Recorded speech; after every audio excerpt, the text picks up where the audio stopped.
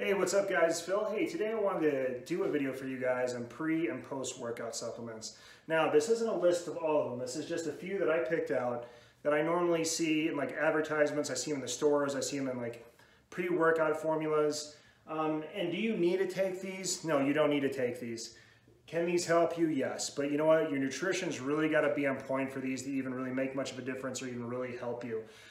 I don't know how many of you have probably seen a lot of the advertisements out there where you have the guy or girl in the magazine or, you know, maybe in a video or something, and they're huge, they're ripped, they're smiling, you know, everything's great and perfect, and all they're holding up is a jug of creatine or a jug of branched chain amino acids. Well, they got that way through, you know, some of it is genetics, but following proper nutrition, you know, working their butts off probably in the gym and, you know, just doing all the right things, and that's how they got to that point. It's not just by taking this one or these two supplements. But here's a list that I selected. So the first one I wanted to talk about is branched chain amino acids.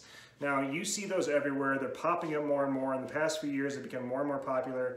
I would possibly go with the ones that are unflavored. You can find that, not so much generally in the stores, but you can order those things online. The reason why I say that is a lot of them are filled with those fake sweeteners. And as we're kind of finding out more and more, a lot of those fake sweeteners can actually throw you out of ketosis. And you know, a lot of them aren't that good for you anyway. So if you can find them that are just plain with no fillers or anything else in there, that's great. If not, you know, there might be some, you know, fake sweeteners you can experiment with. Maybe some of them don't, you know, spike your insulin or, you know, take you out of ketosis. It just depends on you. It depends on your body. You know, everybody's different. Everybody's going to react differently to things. So branched chain amino acids though. So we got valine, leucine, and isoleucine. Now those are kind of like a powerhouse. They kind of all work together. What do? They help to increase muscle growth by stimulating protein synthesis. So it kind of the absorption, how much protein you can actually absorb into your body. They help to decrease muscle soreness. So that decreased muscle soreness, that is called like DOMS, right? So delayed onset muscle soreness. So you know, after you're done working out, you know, we're usually within 12 to 24 hours. Sometimes you are really sore. Those can actually help you to get rid of some of that muscle soreness. It helps to reduce exercise fatigue and helps to prevent muscle wasting. So what does it mean there by when it says muscle wasting? So sometimes when you're not getting enough nutrients of something, you know, obviously protein can be used as energy. So these can actually help you if you take those, if you supplement with that.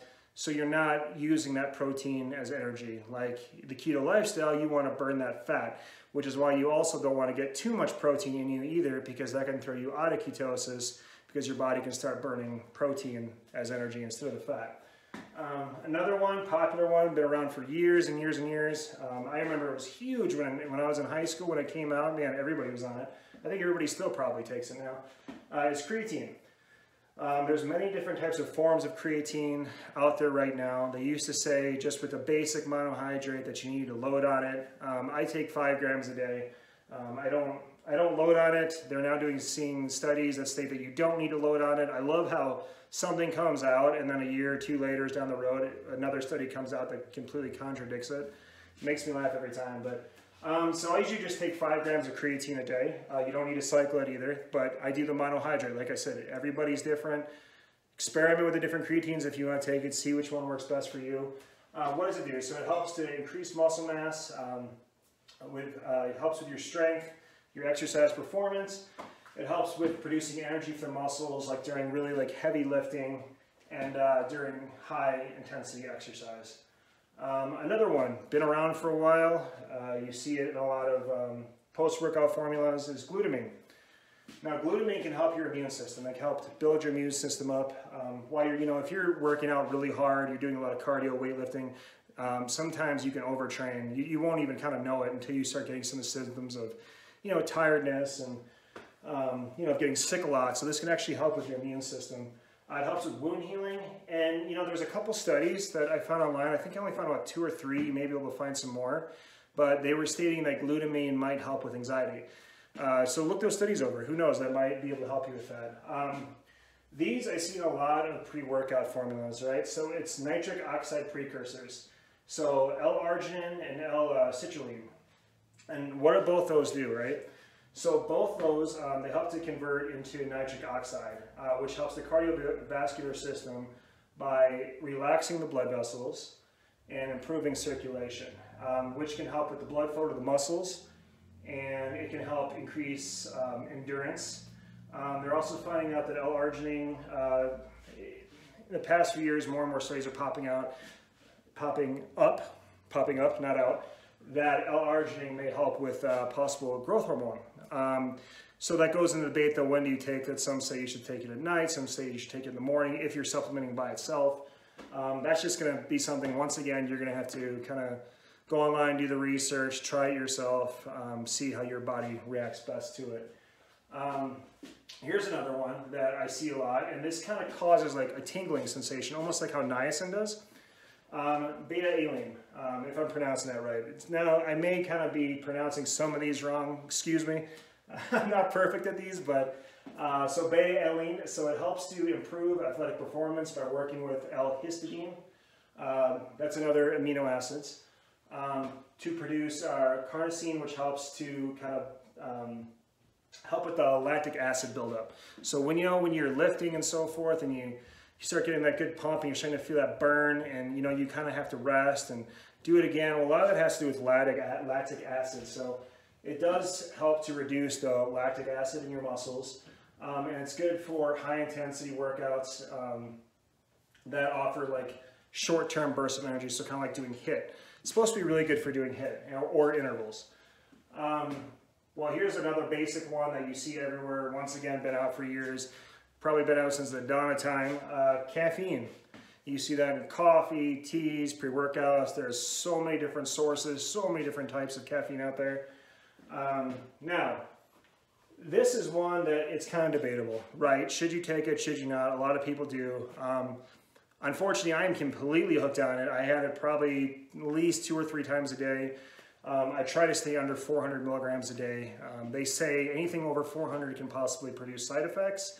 Yeah, it just kind of depends on you. I know guys and girls that literally can drink like 2 or 3 pots of coffee a day and still go to sleep. If I did that, I'd probably stroke out. So that I can't do. But what does caffeine do? It helps to it stimulates the nervous system. It helps you be more alert. But also, like I said, if taken in higher doses, and that's along with all these things, taking it in higher doses, it may give you some sort of an adverse effect, right? And that's not what you want to do. So you always want to just follow the labels, follow what they tell you to do. Once again, but go by how your body feels with it, and don't go totally by, maybe the guy or somebody at the gym who tells you, hey, I take 30 grams of creatine a day. Don't do that. Less is best, as they say. More is not always better. So another one that I usually see in the energy drinks a lot, right, along with the caffeine, and is taurine. So what does that do? It supports the general function of the nervous system. It can help with the immune system. It's also an antioxidant. It can help the muscles work harder and longer, and also reducing fatigue. I have read in some studies where too much of that can give you bad side effects. I think they say take about 2 or 3 grams a day. You don't usually see people supplementing that by yourself. It's usually accompanied with something like an energy formula or something. But and another one, basic one, you see this all the time. You eat it every single day. It's part of your daily diet. We all need it, protein, right?